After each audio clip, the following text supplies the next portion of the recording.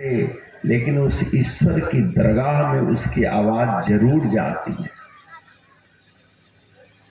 भीष्म पितामह एक सर्प को, अधमरे सर्प को कांटों के झाड़ी में फेंक दिए थे और जब तक उसका प्राण रहा कांटों से सारे बदन में चुभन को झेलता हुआ प्राण का त्याग किया था। और उसने कहा कि हे नारायण, ये मुझे मार ही देता, लेकिन इसने मुझे तड़फा तड़फा कर मारा है, ये मुझे न्याय चाहिए। परम पिता परमात्मा ने कहा कि निश्चय ही तुम्हें न्याय मिलेगा। महाराज, ये तो राजकुमार है, ये तो बहुत पराक्रमी है, गंगा पुत्र है, इनके आगे तो कोई आंख उठा के देख भी नहीं सकता, इतना प्रभावशाली है इस समाज में। बोले कोई बात नहीं। और सबके देखते देखते बाण सैया पर लेटे रहे और तड़पते रहे। सिर्फ एक सांप के मृत्यु काल में दिया हुआ श्राप है।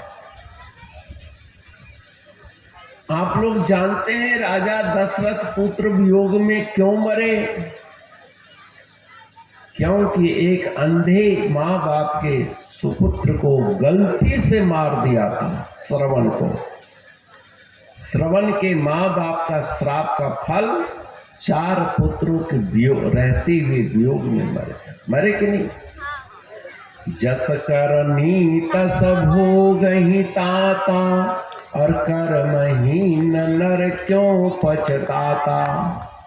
ये हमारे छोटे बच्चों को विशेष कर समझना चाहिए, क्योंकि ये नौजुवक है, ये भी सीख सकते हैं, समझ सकते हैं। निर्दयता के कारण मांसाहार तो है ही है,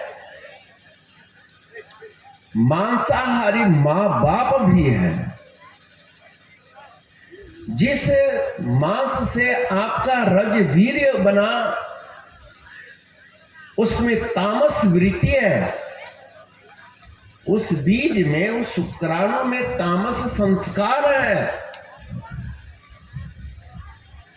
और उस तामस संस्कार होते रहने के कारण अभक्ष माता जो भक्ष नहीं करती है, मांसाहार नहीं करते, उस मां के गर्भ से भी वो बच्चा क्रूर पैदा हो रहा है। अगर सामाजिक क्रूरता को दूर करना है तो प्रत्येक इंसान को उसका जिम्मेवारी लेनी ही पड़ेगी। आपको याद है, आज से 25-30 साल पहले किसी गांव में कोई पढ़ा लिखा होता जो चिट्ठी पढ़ के सुनाता था। अनपढ़ समाज था, पढ़े लिखों की संख्या नगण्य थी, परंतु सरकार ने एक अभियान चलाया कि गांव-गांव में पाठशाला होनी चाहिए। लड़के लड़कियां वहां जाकर अध्ययन करें। और उस कार्य ने रंगत लाई कि नहीं लाई? आज हर घर का हर बच्चा पढ़ा लिखा है, ये गर्व का विषय है। लेकिन अफसोस यह है कि वो शिक्षार्थी तो है, अक्षर बोध तो प्राप्त कर लिया, लेकिन मानवीय गुणों का विकास नहीं हो रहा। मानवीय गुणों के विकास के बगैर पढ़ने लिखने से क्या होगा? पढ़ा लिखा है, अच्छा है, रामायण पढ़े, गीता पढ़े, भागवत पढ़े। भागवत पुराण या रामायण में हमारे पूर्वजों का ही चरित्र है। जैसे सतगुरु महाराज जी की सेवा हम लोगों ने करी है। आप लोगों में से सैकड़ों लोग दर्शनार्थी हैं, लेकिन आज के नौजुवक कहें कि ये महाराज जी थे कि नहीं थे, मुझे क्या पता। क्योंकि कोई भी प्राणी अपने गवाही के आधार पर, अपने चश्मदीद गवाही के आधार पर सारा ज्ञान प्राप्त नहीं कर सकता। किसी न किसी ज्ञान के लिए आपको विश्वास करना ही पड़ता है। आप स्वयं को अपने अनुभव के आधार पर सिद्ध नहीं कर सकते कि आपका जन्मदिन किस दिन है। कोई भी इंसान अपने अनुभव के आधार पर अपने पिता को सिद्ध नहीं कर सकता। उसके लिए मां का वचन ही सर्वोपरि विश्वसनीय है और होना भी चाहिए। ऐसे ही संत वचनों पर, शास्त्र वचनों पर विश्वास करेंगे तभी तो ये गुरु महाराज जी सिद्ध होंगे। सिद्ध तो है, पर श्रद्धा को केंद्रित करने के लिए परंपरागत चश्मदीदों की गवाही है। आपके गांव में लगभग 2500 वर्ष पूर्व गौतम बुद्ध आए ना, उनका स्मृति चिन्ह है। उस चिन्ह ही तो सिद्ध करता है कि आए थे, और परंपरा से आप अपने बुजुर्गों के द्वारा सुन रहे हैं। ऐसे ही जब से सृष्टि बनी है तब से इस मानव जीवन में त्रिगुणात्मक दोष उत्पन्न होते रहता है। त्रिगुणात्मक दोष किसको कहते हैं? सतोगुण, रजोगुण और तमोगुण। और सतो रजो तमोगुण जो है 5 ज्ञानेंद्रियों के द्वारा ग्रहण किया जाता है। बहुत लोग कहते हैं कि महाराज हम तो बचपन से मांस नहीं खाए, हमने तो शराब नहीं पी, फिर मेरे बच्चे शैतान क्यों है, फिर मेरा अशांत मन अशांत क्यों है? उसका मुख्य कारण है आपने एक मुख का आहार तो शुद्ध कर लिया, लेकिन 4 और मुख जो है वो अशुद्ध है। हम लोग पंचमुखी हैं। जैसे भगवान शंकर, हनुमान जी, गणेश जी पंचमुखी महादेव, पंचमुखी हनुमान, पंचमुखी गणेश जी की मूर्ति देखी होगी आपने। 5 मुख कैसे है भाई? मैं एक दफा हरिद्वार श्री निरंजनी अखाड़ा में था। वहां एक हरिचरण जी थे और उनके शिष्य थे गुरुचरण पुरी। वहां रात्रि विश्राम हुआ तो संत ने कहा कि राघवानंद जी ये बताओ, मनुष्य एक मुखी है या पंचमुखी है? हमने महाराज हम लोग तो एक मुखी है, एक ही मुंह को तो ब्रश करते हैं, एक ही मुंह को धोते हैं। तो जब भगवान के अंश हो आप, तो भगवान तो पंचमुखी है। एकानन चतुरानन पंचानन राजे, शिव पंचानन राजे, अंशासन गरुड़ासन वृषवाहन साजे। ओम जय शिव गाते हो ना? क्या मतलब हुआ इसका? जब हमारे भगवान के 5 मुख हैं तो हम एक मुखी कैसे हो जाएंगे भाई? अगर हमारे पिताजी के, माताजी के 2 चरण हैं और एक पैर वाला बच्चा जन्म ले तो अपंग कहलाएगा कि नहीं? ऐसे वो परम पिता परमात्मा का 5 मुख है और मनुष्य एक मुखी कैसे हो जाएगा? लेकिन आरती में कहा एक आनंद एक मुख वाला, चतुरानंद ब्रह्मा जी 4 मुख वाले, भगवान शिव पंचानन, यानी एक मुखी विष्णु जी का है। क्योंकि उनके जी में जगत के पालन की ड्यूटी है, मर्यादा की स्थापना करनी है। तो मर्यादा स्थापित करने के लिए तो एक वचन चाहिए, सत्यपरायणता चाहिए, नीति एक होनी चाहिए, तभी तो शासन चलाया जा सकता है ना। विष्णु भगवान का एक मुख क्यों है? जो मर्यादा स्थापित करने के लिए रामावतार लेते हैं। अगर जगत का शासन करना है, पालन करना है, तो एक वचन आपको अपनाना ही पड़ेगा। अगर पालन करने के लिए दो जगह दो वचन करोगे तो झगड़ा फैला दोगे, ठीक है ना। और ब्रह्मा जी के 4 मुख हैं, चतुर्दिक, चारों दिशाओं में देखते हैं, क्योंकि वो वेद के रचयिता हैं। इसलिए आपके मन बुद्धि में जो चतुष्ट अंतःकरण है, चतुष्ट अंतःकरण के लिए 4 वेद का संस्कार चाहिए, और वो 4 वेद है। इसलिए चतुर्मुख से 4 वेदों का उन्होंने गायन किया। और भगवान शंकर पंचमुखी है, क्योंकि वो 5 तत्वों का प्रतिनिधि करते हैं। आकाश, वायु, अग्नि, जल, पृथ्वी। जब सृष्टि का अंत होता है, 5 तत्व यानी 5 मुखों से पूरे 84 लाख योनियों का विध्वंस करते हैं, चर्वण करते हैं। झूठे सुख को सुख कहे, मानत है मन मोद, और खलक चबे ना काल के, कुछ मुख में कुछ गोद। पढ़ा है ना। क्या मतलब हुआ कि इस भौतिक जीवन के जो सनह सनह परिवर्तनशील है, क्षणभंगुर है, और इस क्षणभंगुर को हम सत्य मान बैठे हैं, मन में बड़े खुश हो रहे हैं, बड़े मुदित हो रहे हैं, यही अज्ञानता है। संतों ने कहा, ऐ चलने फिरने वाले नौजुवक, पहलवान, तंदुरुस्त व्यक्ति, सोचो, मानत है मन को, बिना मतलब के मन में मुदित हो रहा है, तो क्या रोए महाराज? नहीं नहीं, मुदित हो। लेकिन इस संसार के परिवर्तन को भी दिमाग में रखो।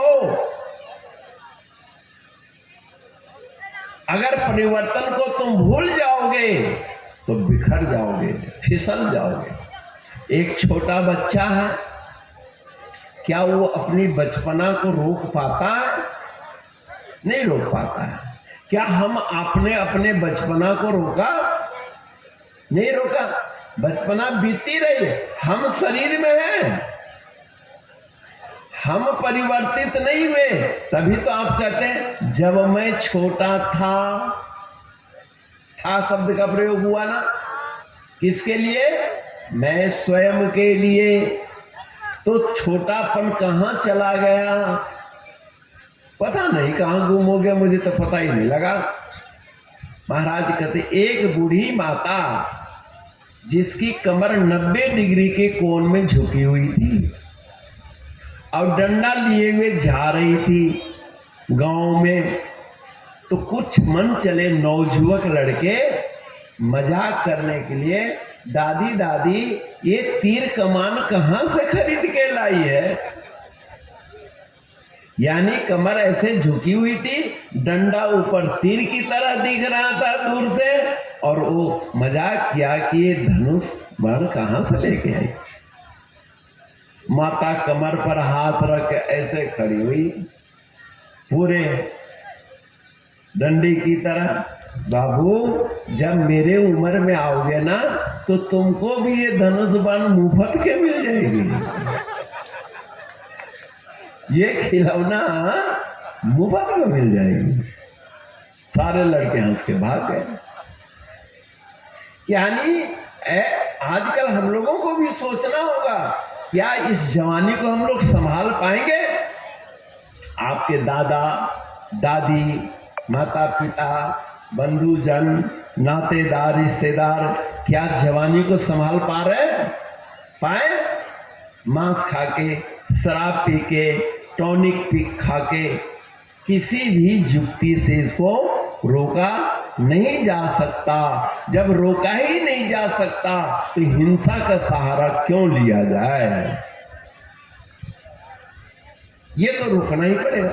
क्यों रोकना पड़ेगा?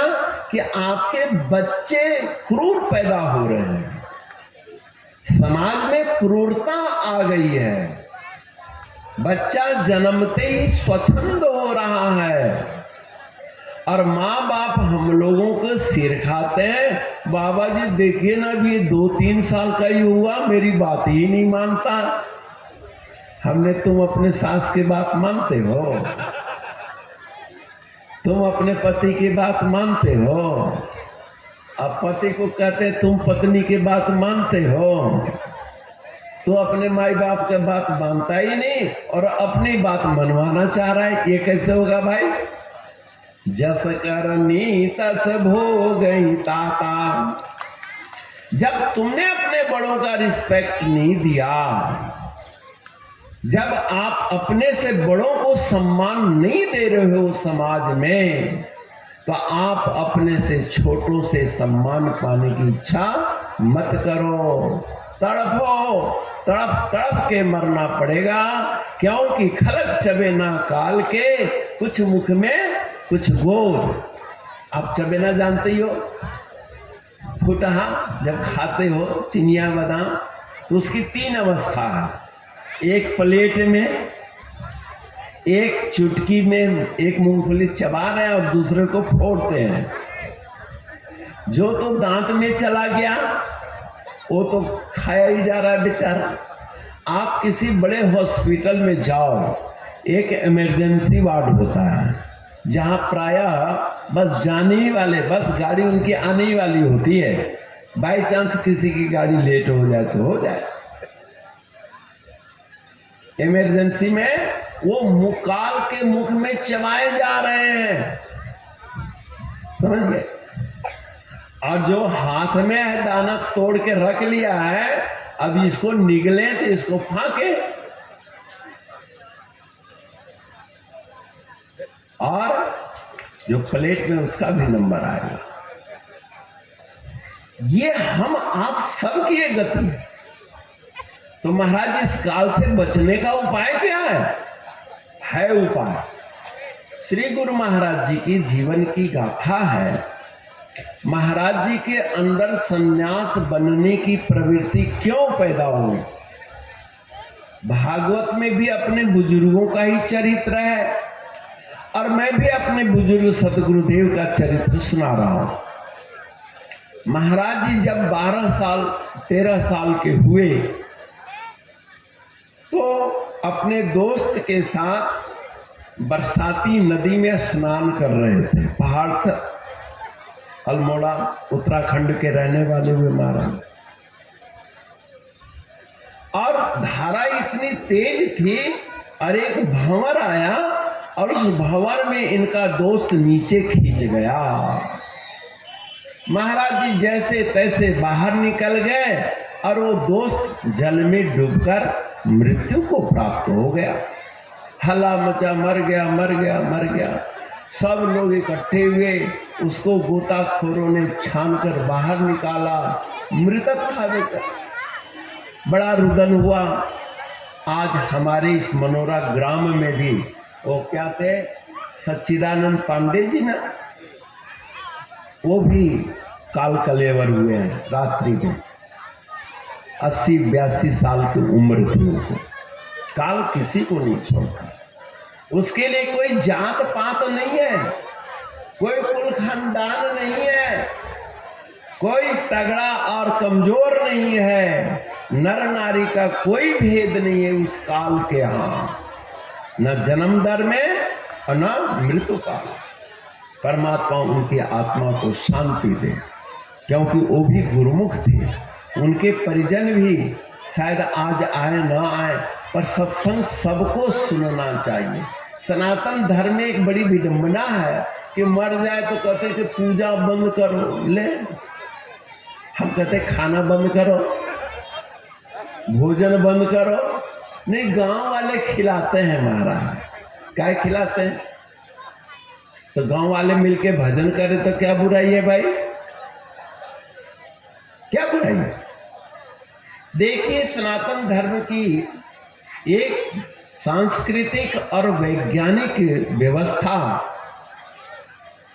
गोतिया भाई के यहां सूतक लग जाता है कि भाई अब कोई गोतिया भाई में आरती नहीं करेगा, पूजा नहीं करेगा। क्यों नहीं करेगा? क्योंकि गोतिया भाई मिल करके गरुड़ जी का पाठ जरूर करेंगे। गरुड़ पुराण का करते हैं कि नहीं? गरुड़ पुराण के पाठ में प्रायः गोतिया भाई व आस पड़ोस के ज्यादा से ज्यादा लोग आते हैं और गरुड़ पुराण प्रारंभ से पहले गाते हैं ना, मंगलम भगवान विष्णु मंगलम गरुड़ ध्वजा मंगलम पुंडरीकाक्ष मंगलाय स्तनोहरि। गरुड़ ध्वजा भगवान विष्णु है कि वाहन है, गरुड़ और विष्णु का संवाद है, उनका मंगलाचरण करते हैं, वहां दीपक जलाते हैं, ज्योति जलाते हैं और ज्योति जलाने के बाद गरुड़ पुराण का पाठ होता है। तदुपरांत ओम जय जगदीश हरे की आरती भी होती है ना? देखा है आप लोगों ने? देखना चाहिए। यानी आरती पूजा बंद नहीं हुई, संयुक्त आरती कीजिए। गोतिया भाई अलग अलग आरती क्यों कर रहे हो? जब एक जगह गरुड़ पुराण के पाठ में बैठ गए, एक जगह सबने मिलकर विष्णु का स्तवन कर लिया, गणेश जी का स्तवन कर लिया, तो अलग अलग जाने की क्या जरूरत? प्रायः पारिवारिक एकता को बनाए रखने के लिए एक ही जगह सबके लिए भोजन भी पकता है। और जब एक जगह भोजन पक ही गया तो घर घर में जाके फिर से रसोई जलाओ, क्या आवश्यकता उसकी? तो जैसे भोजन के लिए एक जगह निश्चित की गई, भोजन पकाने की एक व्यवस्था की गई, ऐसे भजन पूजन की भी एक व्यवस्था की गई कि सारे गोतिया भाई, सारे सरीके मिल करके एक जगह गरुड़ का पाठ कर लो पुराण का। धार्मिक कृत्य से कहां मुक्त किया गया? अरे जब प्राणी मरता है तो शमशान भूमि ले जाते वक्त भी 5 जगह पिंडदान करते हैं, पूजा करते हैं और अंत्येष्टि में भी हवन सामग्री से उसको विदा करते हैं, हवन करते हैं। वेद मंत्र तो कहीं बाधित नहीं हुआ, क्रिया बदलती चली गई जैसे कृत्य। तो खैर ज्यादा गहराई में न जा करके मैं इतना ही कहूंगा कि मानत है मन खलक चबेना काल के, कुछ में कुछ गोद। गुरु महाराज जी के दोस्त जलमग्न हो गया, मृत्यु हो गई, लोग उसको शमशान में जलाने के लिए चिता पर रख दिए और महाराज जी का कोमल हृदय, बाल बुद्धि, अभी तक किसी को मरे हुए नहीं देखा, किसी को जलते हुए नहीं देखा अपने आंखों से। जब उसकी चिता में आग लगाने लगे, महाराज जी दौड़ करके उन आग लगाने वालों को रोका, मेरे दोस्त को तुम क्यों जला रहे हो? जरा सा आग की चिंगारी पड़े तो कितनी जलन होती है।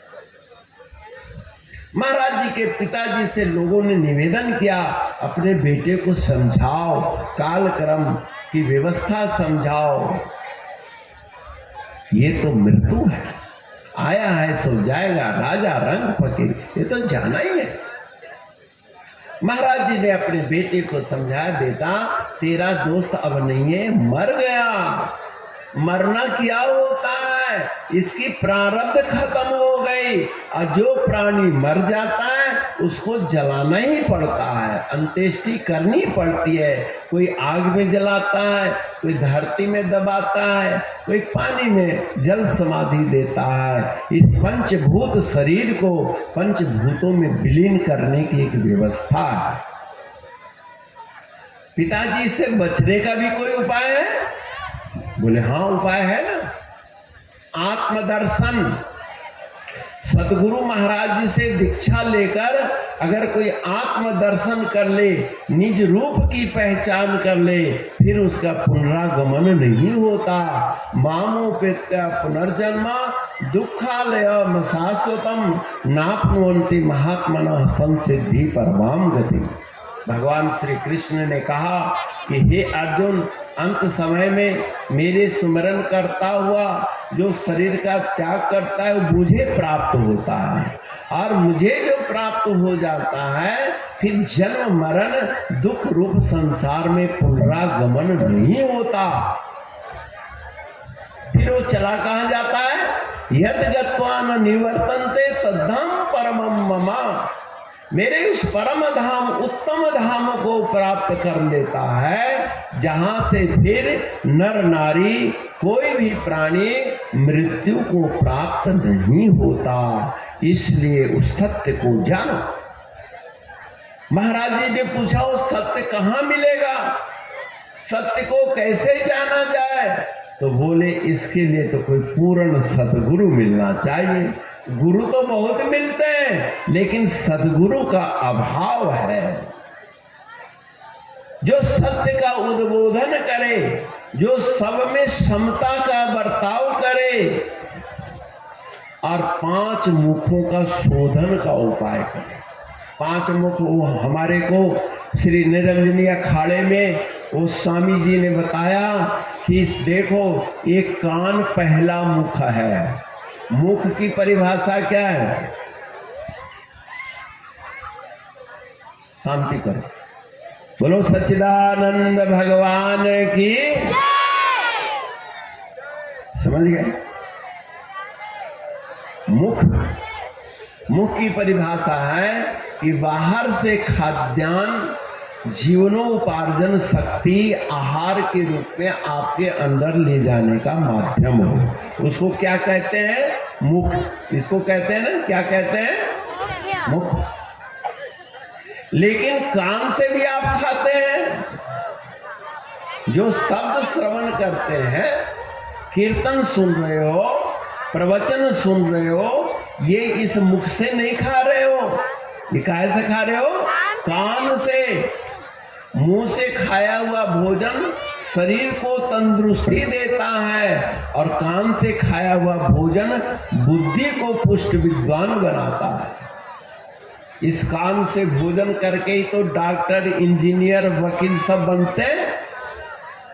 जो बुद्धि का विकास है, अगर कान का भोजन खाने की आदत न हो, जैसे मुंह से अभक्ष खा रहे हैं ना, वैसे कान से भी अभक्ष खा रहे हैं। मुंह से बांस मछली खाते हैं, कान से निंदा चुगली धर्म का विरोधी बात सुनते हैं। ये मांसाहारी से ज्यादा नुकसान करता है, ये तुरंत घृणा पैदा कर देता है। जैसे कैकेयी माता ने मंत्रा के मुख से कान का आहार अशुद्ध कर लिया, कान उनका अशुद्ध हो गया। पेट का भोजन तो न जाने कितने दिन के बाद तंदुरुस्ती मिलेगी, है ना, लेकिन कान से किया हुआ भोजन तो त्वरित पतन कर दिया। राम राज्य को 14 साल आगे कर दिया, पिताजी का देहावसान का कारण बन गया, आदि आदि। कान के भोजन से बचो। कान के भोजन अगर आप बच गए तो घर में रहते उत्तम कोटि के विद्वान बनोगे, उत्तम कोटि के यशस्वनी बनोगे, उत्तम कोटि के यशस्वी मानव बनोगे। कान का भोजन। दूसरा है आंख का भोजन। आंख भी एक मुख है। जैसे महात्मा जी ने अभी बताया कि आंख के भोजन को अगर शुद्ध करना है तो क्या करो? अपने हाथों का दर्शन करो, क्योंकि इन हाथों से ही तो पाप कर्म होता है।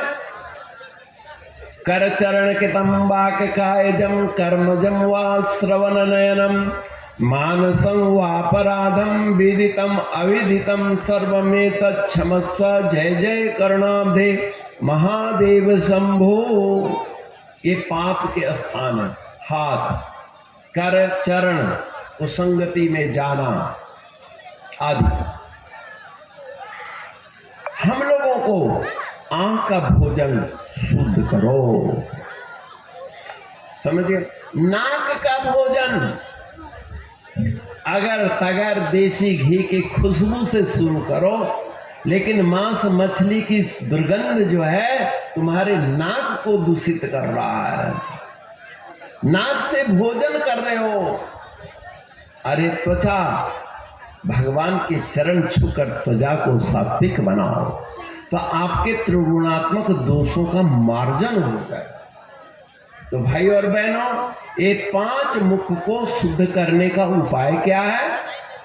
साधु संगत मुख उज्ज्वल होवे, साधु संगत सुख दुख जाए, साधु संगत मुख उज्ज्वल होवे, साधु संगत सुख उपजे, सहजे सहजे रे मना सुख में रहो समा।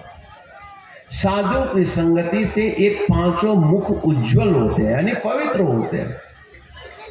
सिर्फ कोलगेट दांत के लिए तो मिल जाता है, लेकिन भगवान के गायन कान का पेस्ट है, भगवान के विग्रह का दर्शन आंख का पेस्ट है, सुगंध जो इत्र आदि भगवान के मंदिर में प्रयोग आता है उससे नाक शुद्ध होगी। भगवान के चरण छुओ, आपकी त्वचा शुद्ध हो जाएगी।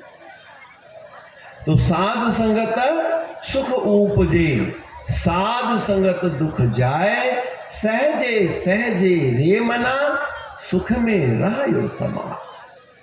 जब आपके 5 मुख उज्जवल हो जाएंगे तो साधु संगति से आपके तमाम दुख दूर हो जाएंगे। माताएं मेरे पास आती हैं, कहती मेरे को कुछ होता है, कोई भूत लग गया, प्रेत लग गया, पता नहीं क्या क्या लोगों को दुख है। भगवान श्री कृष्ण का चरित्र पढ़ो। जब पूतना संकटा का उन्होंने संहार किया सप्तासुर का, तो देव माताओं में एक खलबली मच गई, इसको किसी ने जादू टोना कर दिया, मेरे घर में बार बार कष्ट हो रहा है। तो यशोदा माता ने क्या किया, किसी तांत्रिक के पास नहीं गया, वो अपने गौशाला में गई और गौ के पेशाब को एक बर्तन में रखी और उसमें गौ की बच्चिया के पूंछ भिगो कर झाड़ दिया। किसी को बेहोशी आती हो, किसी को मिर्गी आती हो, उसको गाय का पेशाब सूंघना चाहिए।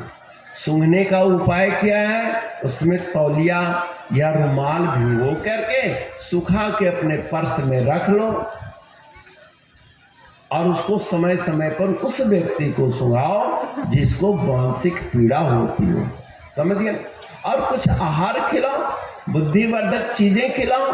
बुद्धिवर्धक में आपके गांव में बहुत अच्छी चीज है, उसको कहते हैं भतुआ। क्या कहते हैं? भतुआ देखे हो ना, सफेद सफेद होता है, उसका जूस पियो।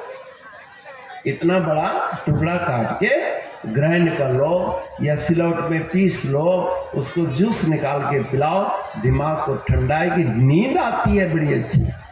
गाय का देसी घी आप 1-1 ड्रॉप दोनों नाकों में डालो। मेरी एक बिटिया डॉक्टर है, नीलू डॉक्टर है, डॉक्टर नीलू सक्सेना सिंगला, और वो कहती है कि स्वामी जी मेरी लड़की MBBS कर रही थी, उसको नींद नहीं आती थी क्योंकि 2-2, 3-3 बजे रात तक बच्चों को पढ़ना होता है, सिर भारी हो जाता है। तो हमने कहा गाय का देसी घी लो और 1-1 ड्रॉप नाक में डालो, गरम गरम नहीं, गुनगुना, समझिए, डालो। तरीका तो हम बता सकते हैं, करना आपको है। लेकिन आपका दिमाग में चक्कर आएगा तो आपको मांस का जूस पिलाएंगे, अंडा खिलाएंगे, अंडा जो कि पेट में सड़ जाता है। अगर अहिंसक बनना है, आप अपने साथ अगर हिंसा चाहते हो तो दूसरे की हिंसा करो। अगर आप बाल बच्चों का सुख नहीं चाहते तो जरूर हिंसा करो। अगर बाल बच्चों का सुख चाहते हो, अपने बुद्धि का सुख चाहते हो, तो इसको तो शुद्ध आहार देना ही पड़ेगा। क्यों देना पड़ेगा? मेथड महाराज, लोग खाते हैं तो उनको हमने राक्षस कहा है। देखा, आप लोग मोटरसाइकिल अक्सर देखते हो। मोटरसाइकिल चलाने के लिए उसमें पेट्रोल डालना चाहिए। अब पेट्रोल महंगा हो गया, अब उसमें आप आधा पेट्रोल आधा केरोसिन डाल दो, इंजन चलेगा? गाड़ी चलेगी तो सही, लेकिन धुआं ज्यादा छोड़ेगी, इंजन जल्दी डैमेज हो जाएगा। ऐसे ये इंजन भी डैमेज हो रहा है। क्यों? कि परमात्मा ने इसको तो आहार शुद्धि के लिए बनाया था। वनस्पति प्रधान जीवन है ये। दाल खाओ, भात खाओ, खीर खाओ, देसी घी का हलवा खाओ, पूरी खाओ, किसने मना किया? लेकिन हाँ, तेज नमक मत खाओ। हमारे पास आज कई बच्चे आए, हमने पूछा तेज नमक खाते हो ना? बोले हाँ। तभी गुस्सा आती है। जिस आदमी को, नर नारी को, बच्चे बूढ़ों को गुस्सा आती हो, अपने आहार की ओर देखो, या तो आम का अचार ज्यादा खाता होगा, ज्यादा नमक खाता होगा, ज्यादा मिर्चाई खाता होगा, और नमक अगर कम खाता है तो ऊपर से कच्चा नमक खाता है, और जो ऊपर से कच्चा नमक खाता है उसको सबसे ज्यादा गुस्सा आती है। वाणी में कर्कशता होगी। आप आजमा के देख लेना, किसी से पूछ लेना, आप अपने जीवन में देख लो, अपने रिश्तेदारों में देख लो। क्यों? नमक में सोडियम है और पानी, जीभ में पानी है, और सोडियम और पानी के मेल से तुरंत चटक पैदा होती है। नहीं कहते आहा मजा आ गया? अरे मजा नहीं आ गया, एकदम हो गया ना तो नुकसान कर देगा। गुस्सा होगा, चिंता होगी, नींद खत्म होगी। आप 5-7 दिन नमक, ब्लड प्रेशर का है बढ़ता है, नमक के कारण ही तो बढ़ता है। अब आपके हाथ में नमक है, आपके अंदर ब्लड है, उसका प्रेशर बढ़ाओ चाहे घटाओ, तुम्हारी मर्जी है। तो भाई और बहनों, ये देव दुर्लभ मानव तन प्राप्त करने के बाद क्या करना है? भगवान श्री कृष्ण ने कहा था, कल की बात में फिर से आता हूँ, योगस्त कुरु कर्माणि संगस्त त्यक्त्वा धनंजया। अगर आप अपने जीवन में समृद्धि चाहते हैं, उन्नति चाहते हैं, तो सबसे पहले मन को एकाग्र करो। योग माने योगस् चित्त वृत्ति निरोधा। आपकी जो ख्यालात हैं, ये स्कूलों में प्रेयर क्यों कराई जाती है? प्रार्थना। इसलिए कि घर से स्कूल जाने तक बच्चे के मन में जो शैतानियां हैं उनको डाइल्यूट किया जाए और पढ़ने का मूड बनवाया जाए, और उसमें 5 मिनट का प्रेयर कराते हैं, प्रार्थना, फिर स्कूल में बच्चे जाके पढ़ते हैं। ऐसे ही रात को जब सोना चाहो, अपने जीवन को साधना से संपुट करो। योगस्थ आप कैसे बनेंगे उसका उपाय बता रहा हूं मैं आपको। संपुट जानते हो? ढक्कन को। जैसे पंडित जी, आचार्य लोग जब पूजा प्रारंभ करते हैं तो हाथ में पीली सरसों या चावल रख के उसको ऐसे ढकते हैं। यजमान से भी कहते हैं तुम ढको, ढकवाते हैं ना, इसको कहते हैं संपुट। इससे क्या होगा? आपके हथेली से भी ऊर्जा निकल रही है, यहाँ से भी ऊर्जा निकल रही है, और सरसों अथवा चावल उसको शोषण करता है। और मंत्र द्वारा, क्योंकि मनुष्य एक ऐसा प्राणी है जिस समय जैसा सोचता है, जैसा संकल्प करता है, वैसी ऊर्जा निकलती है। इस गुलाब गेंदे के फूल से एक जैसी सुगंध आएगी, इस गुलाब के फूल से एक जैसी सुगंध आएगी ना। गुड़ का हमेशा एक ही स्वाद है, परंतु मनुष्य का एक जैसा स्वाद नहीं है। जब जैसा सोचता है वैसा होता। ऐसा क्यों होता है भला? यहाँ पर हृदय में अष्टदल कमल है, इस हृदय में नहीं, वैसे यहाँ पर कहा योगा हार्ट, ये ब्रेन है, जहाँ बच्चे का तलवा हिलता है ना, उसको क्या कहते हैं? योगा हार्ट। चित्त वृत्ति के एकाग्र करने का हृदय जो है ये यहाँ है, और ये तो ब्लड पंपिंग सेट है, जिसको आम हम हृदय कहते हैं। इस हृदय को शुद्ध तो एस्प्रिन से होता है, खून पतला हुआ, खून दौड़ रहा है, लेकिन आपके मन बुद्धि में जो शांति अशांति पैदा हो रही है, इसकी अशुद्धि से नहीं, इसकी अशुद्धि से हो रहा है। यहाँ अष्टदल कमल जो है, एक पूरब की ओर है, एक पश्चिम की ओर है, एक उत्तर है, एक दक्षिण है। एक कोणात्मक है, पूरब और दक्षिण के कोण अग्नि कोण हुआ, एक प्योर दक्षिण कोण हुआ, एक दक्षिण पश्चिम का नैऋत्य कोण हुआ, एक प्योर पश्चिम कोण हुआ, एक पश्चिम उत्तर का वैव्य कोण हुआ, जिसको आप भंडार कोण कहते हो, एक प्योर उत्तर कोण हुआ, एक उत्तर पूरब का कोण ईशान कोण हुआ। अब ये कोणात्मक भेद क्या है?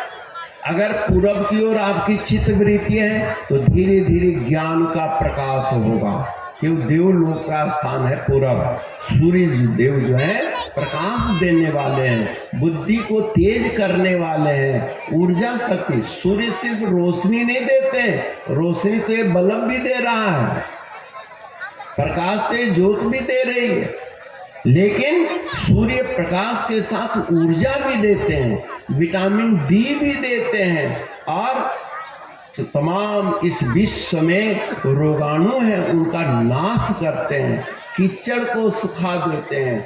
आपके घर में दाल चावल में अगर फंगस पैदा हो गया हो, अगर धूप दिखा दो तो ठीक हो जाता है, होता है कि नहीं?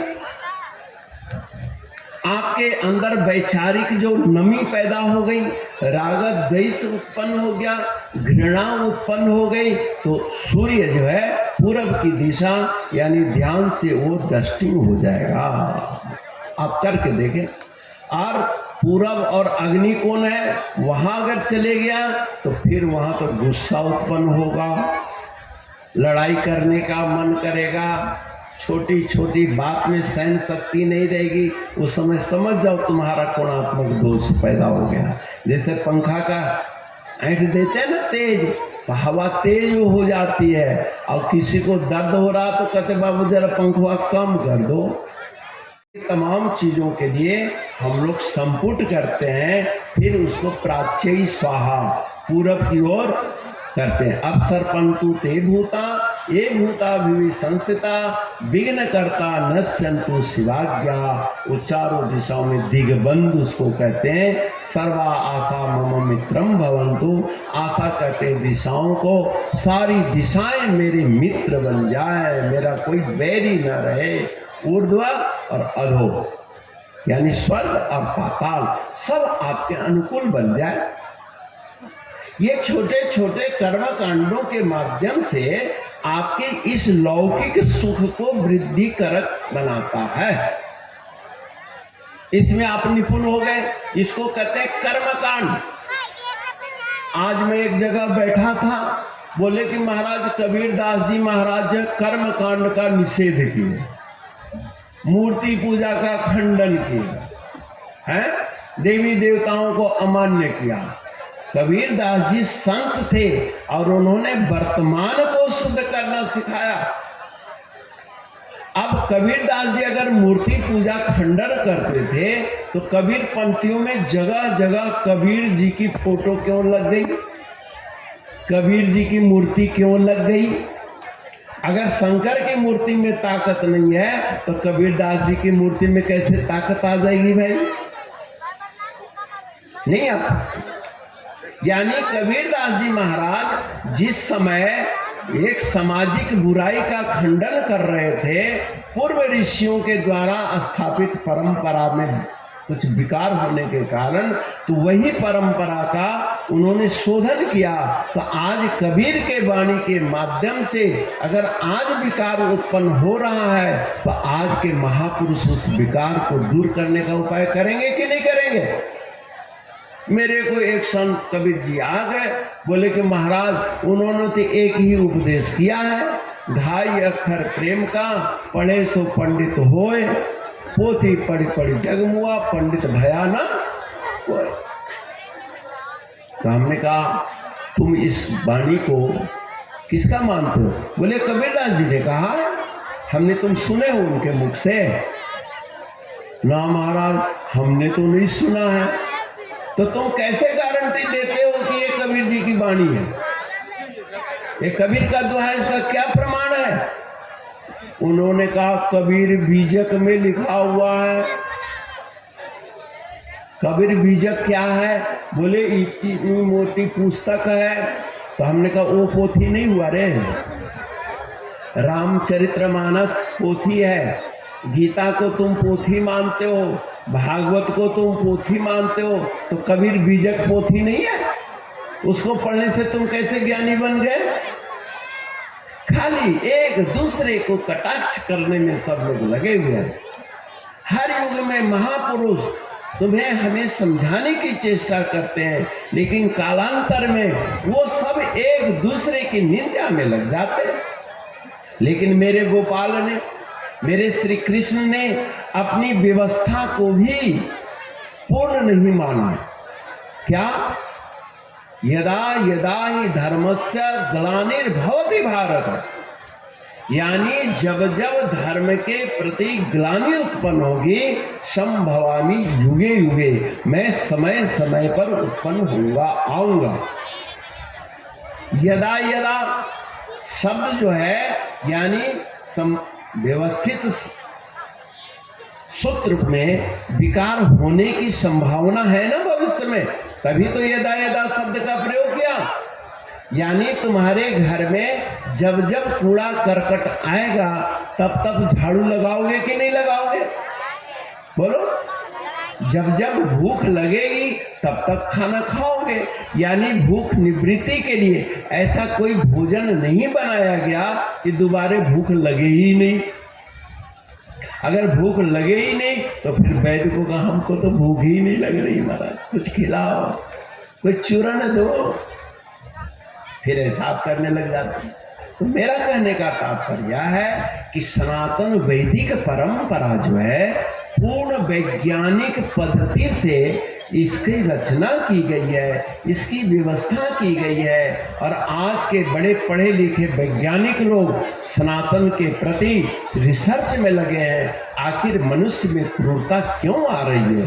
तो क्रूरता का आधार आहार अशुद्धि है। जैसे मोटरसाइकिल डैमेज क्यों हो रहा है? लोग पेट्रोल महंगा के कारण केरोसिन मिलाकर डालने लग गए, खराब होगा ही होगा। इसलिए भाई और बहन, आप लोग रोजाना अपने दिनचर्या में साधना को शामिल करो। और साधना में आप जिस गुरु से मर्जी शिष्य बने हो, हमें इसका कोई मतलब नहीं है। हमारे आपके मानव जीवन उन्नत बने, यही एक लक्ष्य है। सनातन धर्म कहता है जगत गुरु ब्राह्मण, ब्राह्मण गुरु सन्यासी, सन्यासी गुरु अविनाशी। यानी जितने भी संसार में पंथ मजहब हैं, जितने भी पंथ मजहब को मानने वाले अनुयायी हैं, उन सब का गुरु एक सन्यासी होता है। क्यों होता है? तो अद्वैत को मानता है। आज एक सज्जन मुझसे पूछ रहे थे अद्वैत क्या है? आपके आश्रम में अद्वैत स्वरूप क्यों लिखा जाता है? अद्वैत क्यों है भाई? ये जगत गुरु शंकराचार्य ने अद्वैत शब्द का प्रयोग किया, परंतु जगत गुरु शंकराचार्य से पहले राम जी के गुरु जो वशिष्ठ जी महाराज हैं, योग वासिष्ठ में अद्वैत का बहुत सुंदर प्रतिपादन किया है। अगर अद्वैत सिद्धांत समझना है तो कभी योग वासिष्ठ का अध्ययन करो, श्रवण करो, तब देखो अद्वैत समझ में आएगा। परंतु कम समय के लिए आपको मैं अद्वैत शब्द समझाने की चेष्टा कर रहा हूँ। मैं यहीं पर साधु जी के ऊपर कमरे में बैठा था, एक बुजुर्ग अद्वैत शब्द का प्रश्न छेड़ दिया। हमने कहा अ मने नहीं, अ मने नहीं, द्वैत मने दो, जो दो नहीं है। अद्वैत का शाब्दिक अर्थ क्या हुआ? दो नहीं है, तो कितना है? तो लोग कहते एक है, बोले नहीं, क्या एक कहोगे तो संख्यावाचक में आ जाएगा? अगर क्या जगत गुरु शंकराचार्य जी को अद्वैत की जगह परमात्मा एक है ऐसा कहने नहीं आता था क्या? आता था, लेकिन उन्होंने कहा अगर मैं एक कहता हूं तो संख्यावाचक है, और परमात्मा संख्यावाचक से ऊपर है, वो तो जीरो से भी आगे है। मेरे को एक प्रोफेसर मिल गए मैथमेटिक्स का, बात चल पड़ी, हमने पूछा गणित का उत्पत्ति कहाँ से है, अंक की उत्पत्ति कहाँ से है बताओ। अब वो मेरे से कहने लगे स्वामी जी मेरे को क्यों आप परीक्षा ले रहे हो, आप जो बच्चों को पढ़ाते हो मुझे पढ़ाओ, बताओ। आप यही तो पढ़ाते हो शून्य, 1 2 3 4 5 6 7 8 9, यही बताते हो ना? बोले हाँ। तो हमने कहा कि शून्य की परिभाषा क्या है? न लंबाई है, न चौड़ाई है, न गहराई है, न मोटाई है, शून्य का यही परिभाषा तो है। कहा तो शून्य जब कुछ है ही नहीं, अस्तित्वहीन को शून्य कहते हैं, और अस्तित्वहीन में से 1 2 3 4 ये 9 अंक कैसे निकल गया? बोले स्वामी, हमने कहा ये बताओ शून्य की उत्पत्ति कैसे हुई, शून्य कहां से पैदा हुआ? बोले बाबा जी ये तो हम लोग जानते नहीं, हम तो सीधे शून्य से ही मानते हैं। लेकिन आज मैं आपको बता रहा हूं, हमने कहा बिंदु और शून्य में क्या अंतर है? बिंदु यानी पॉइंट। बच्चे को आप पेंसिल दो तो दीवार में लकीर खींचता है कि नहीं? तो लकीर कब खींचेगा? जब पॉइंट बनेगा। पेंसिल को जैसे दीवार से कॉपी से टच किया कि बिंदु की उत्पत्ति हो जाएगी, और फिर बिंदु का विकास है रेखा, और रेखा की एक वृत्तात्मक अवस्था को शून्य कहते हैं। तो शून्य की उत्पत्ति कैसे हुई? बिंदु से हुई। तो हमारे यहाँ वेद में क्या लिखा? ओंकार बिंदु संयुक्तम नित्यम ध्यायन्ति योगिना। ये औम वाला नहीं, बिंदु संयुक्तम। बिंदु और अर्धचंद्र जो है ये रेखा का प्रतीक है, अर्ध रेखा। फिर उस रेखा की एक अवस्था अ उ म पीछे पूछा। आप लोग हिंदू हो, सनातन धर्मी हो, आरती करते हो, आपको आरती घुमाने आती भी है? ऐसे ऐसे घुमा दिया, बस ऐसे घुमाते हो ना? क्यों? और कई दफा ऐसे ऐसे भी घुमा देते हैं। पंखा अगर उल्टा चले तो नीचे की हवा ऊपर चली जाती है, समझिए। देखो ये ज्योति चल रही है, इतनी हवा है लेकिन ज्योति हिल नहीं रही है, कारण कि इसके ऊपर हमने एक चिमनी डाल रखी है, ग्लास दे दिया, लेकिन ऊपर से होल है ताकि इसके अंदर ऑक्सीजन का आना जाना जारी रहे। इस ज्योति से आरती करने का मतलब है जिस देवता के भी आप पूजा कर रहे हो वो सगुण है, और सगुण का चैतन्य अग्नि से ही चिन्हित किया जाता है।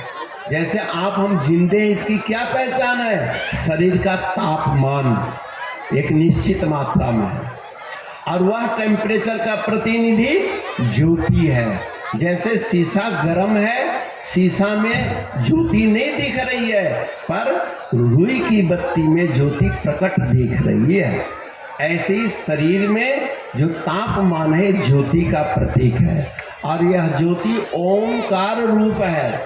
इसलिए जब भी आरती करो, भगवान को ज्योति घुमाओ तो ओम लिखना चाहिए ऐसे। फिर ऐसे आपने कई जगह पंडित जी लोग ऐसे ऐसे आरती करते ना, वो बेवकूफ़ी में नहीं करते हैं, उसके पीछे एक विद्या है, एक कर्म कांड है। जैसे इंग्लिश में ऐसे ऐसे लकीर खींच देते हैं तो लेटर थोड़ी ना बनता है, ऐसे ऐसे लकीर के पीछे एक एक अक्षर का निर्माण है और अक्षरों के मेल से शब्द बनता है, शब्दों से एक वाक्य बनता है जिसका कोई अर्थ एक समझ होता है। तो आरती पहले ऐसे करो, फिर यहाँ चंद्र बिंदु बनाओ, फिर बिंदु बनाओ, फिर एक पूछ बनाओ, फिर ऐसे। ये बड़ा कर्म कांड एक जैसे बाजा है, बजाने का तरीका है कि नहीं, ढोलकी बजाने का तरीका है कि नहीं, ऐसे आरती करने का भी एक तरीका है। तो इस तरीका को आपको समझना होगा। और आप चाहे किसी गुरु के शिष्य हो, मुझे इससे कोई मतलब नहीं, हर गुरु के यहाँ जब ज्योति जलेगी तो यही रूप होगा कि नहीं। और ज्योति का दर्शन करो, ज्योति के दर्शन करते करते जब आपकी बुद्धि में स्कैन हो जाएगी ज्योति, तो उस स्कैनिंग में आपके गुरु, इष्ट, देवी देवता जो भी होंगे वो चैतन्य रूप में दिखने लग जाएंगे, क्योंकि उनके अंदर अग्नि की प्राण प्रतिष्ठा हो जाती है और वो फिर आपके हर फरियाद को सुनते हैं, समझते हैं और समाधान देते हैं। एक बात, दूसरी ज्योति जो ऊर्ध्वगामी है, समझ लेना, ज्योति ऊर्ध्वगामी है, ऊपर की ओर इसकी गति है। आपकी चेतना जब यहाँ पर एकाग्र होगी तो आपकी भी बुद्धि ऊर्ध्वगामी होगी, उन्नति की ओर जाएगी। भू भुव स्वाहा महाजना तपः सत्यम, इन लोकों में जाएगी। आजकल नवयुवक हमारे योग, हठ योग की ओर जा रहे हैं। वो बुजुर्ग ने पूछा, महाराज कबीर ने हठ योग का निषेध किया है, हमने हठ योग का मतलब क्या जानता है? जानते हैं हठ योग का मतलब? हठ मने जबरन, योग मने जुड़ना। जैसे एक जेब कतरा आपके जेब से पैसा निकलता है हठ योग पूर्वक, और डकैत आपका कॉलर पकड़कर छीनता है, वो हठ योग है कि नहीं? और आजकल के लड़के भी हठ योगी हो गए, सुनता हूँ। बाबूजी अगर पैसा न दे तो न तो हम फांसी लगा के मर जाए। लो अभी हठ योग है, जिद। क्यों जिद?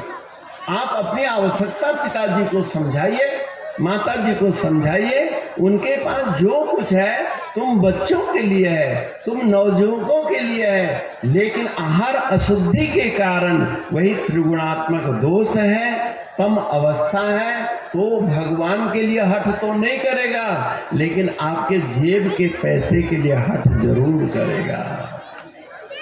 अरे लड़का लड़की के शादी में भी हठ योग चल रहा है, सुनते हैं, हम इतना लाख लेंगे। ये बहुत गलत बात है।